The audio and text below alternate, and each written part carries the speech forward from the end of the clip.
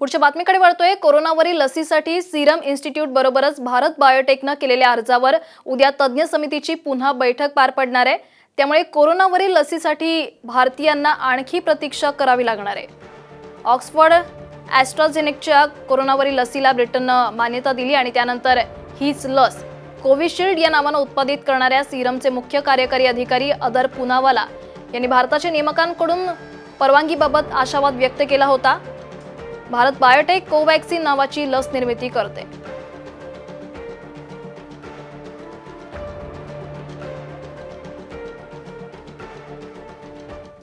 आता बातमी आहे कोरोना रुग्णांच्या आकडेवारी संदर्भातील। देशात कोरोना बाधितांची संख्या ही 1,02,66,000च्या वर गेलेली आहे।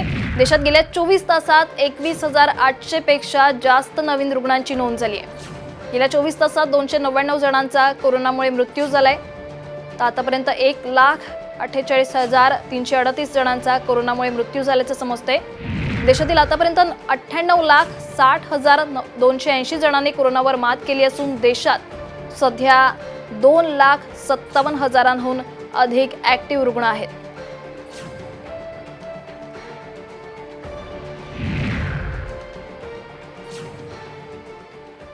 तर नागपूरमधून एक धक्कादायक बातमी समोर येते। लंडनवरून नागपुरात परतलेल्या महिलेसह तिच्या 6 वर्षांच्या मुलाला कोरोनाची लागण झाल्याचं समजतंय। त्यामुळे आता नव्या कोरोनाच्या संशयितांची संख्या 7 वर पोहोचलेली आहे। सगळ्या रुग्णांचे नमुने तपासणीसाठी पुण्याला पाठवण्यात आलेत।